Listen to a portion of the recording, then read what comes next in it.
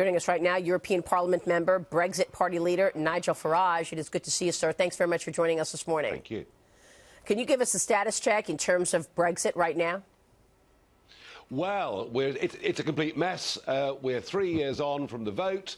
We are no closer to leaving whatsoever. And as a result of that, British politics is now in something of a meltdown. As you know, I'd fought for Brexit for years. I thought we'd achieved it. I launched a new political party less than 9 weeks ago. And as of last weekend, it was leading in the opinion polls in this country. So I'm putting massive pressure on the Conservative government and the Labour opposition to deliver Brexit. But at the moment, there's no sign of it happening. Wow. Well, the President Trump sat down with the Irish Prime Minister yesterday. I want to play you the soundbite, having this to say about how Ireland will be affected by Britain's departure from the EU. Watch this. I know that's a big point of contention with respect to Brexit is your border, and I'm sure it's going to work out well. There are a lot of good minds thinking about how to do it, and it's going to be just fine. I think ultimately it could even be very, very good for Ireland. What would the impact be from your standpoint, Nigel?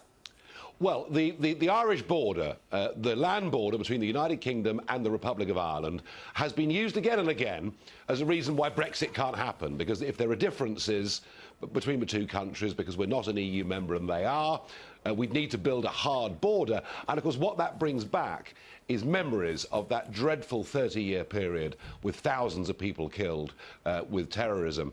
The truth of it is, actually, across that border today, we have a different currency, different income tax rates, different excise duties. So the truth of it is the President's right. You know, with sensible, grown-up compromise, there will not be a major problem. And frankly, what is happening is globalist forces, big business forces are trying to stop Brexit from happening. The reality is, once we do it, we'll be free. And wasn't it interesting that one of the centerpieces of what Donald Trump said this week in London is that America is ready and prepared to do a big open trade deal with the United Kingdom. And I think that's an opportunity for both of us. Nigel, hi, James Freeman at the Wall Street Journal. I wanted to ask you about that. Our ambassador to the UK, Woody Johnson, said to your friends at the BBC this week that first he said that there were already negotiations for this trade deal, and then he corrected himself and he said there has been discussion about what it might look like. If there is a hard Brexit on Halloween, how quickly do you think a US-UK trade deal could happen? Well, my impression this week, talking to some senior US politicians who've been in London, is that actually the USA, on their side of this, have done a huge amount of work already. I'm sad to say that my impression is the UK government have done nothing like enough. And I want to try and break the deadlock on this. I'm going to put together, in the next couple of weeks, a team of senior industrialists, and I want them to come over to DC to meet Bob Lighthizer, and let's start working on this, because the sooner we put this in place, the better it'll be, not just for both of our economies, but it also gives us a very powerful negotiating chip against the European Union. And you've set that meeting up you've set that meeting up already with Lighthizer?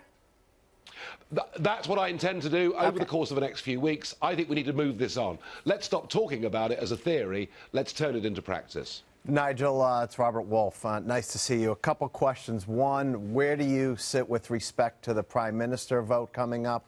Number two, what's your view of a no Brexit exit, which most people think would be negatively impacting the economy of the UK, and you'd see new tariffs?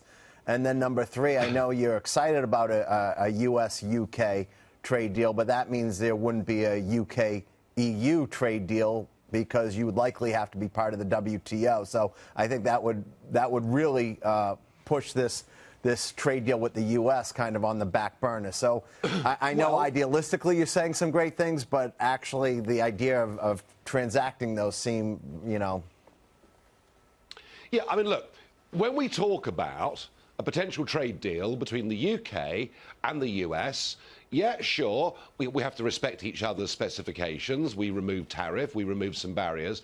The point about the proposal with the European Union is that to have a tariff-free deal with them, they basically want us to go on paying them huge sums of money, limiting our ability to do trade around the rest of the world, and regulating that part of our economy, nearly 90%, that doesn't export to Europe. So I think to some of us, it's that WTO and the ability on WTO to negotiate with the USA or Australia or India or whosoever we choose, that I think now is a much more constructive way forward than being tied to European Union rules, which I think are holding back the British economy. Now, the date we've got, remember, March 29th was the date we were supposed to leave the European Union. We didn't. We are now supposed to leave on the 31st of October. Halloween, so trick or treaty is what everyone's talking about. I want to say this. Whoever the next Conservative Prime Minister is, if we do not leave on the 31st of October, I think that will be pretty much the end of the Conservative Party, the party that's been around for 200 years. At the moment, there are one or two like Boris Johnson saying, make me Prime Minister, and I will make sure we leave on that date. But, you know, talk is cheap, because Theresa May said the same thing. So at the moment, I have to be honest with you, I'm not convinced that any of the potential candidates have got the courage to really do this. So what are you going to do? Are you going to run? Oh, yes, absolutely. We've just had the European elections. My new party topped the poll. In fact, my new party in those elections got more votes than the Labour and Conservative parties combined. We're now leading in national opinion polls, and my message to the establishment here is deliver Brexit, or I will take you on at the next general election. And I know history says it's very difficult for new parties, but don't underestimate my determination to get Brexit delivered. I want us to be a free, independent, self-governing, democratic nation, and I believe, isn't that what people fought for on D-Day 75 years ago? A Europe of democratic nation states. That's where we need to be. Yeah, well said, Nigel. All right, we'll be following. A lot of news there.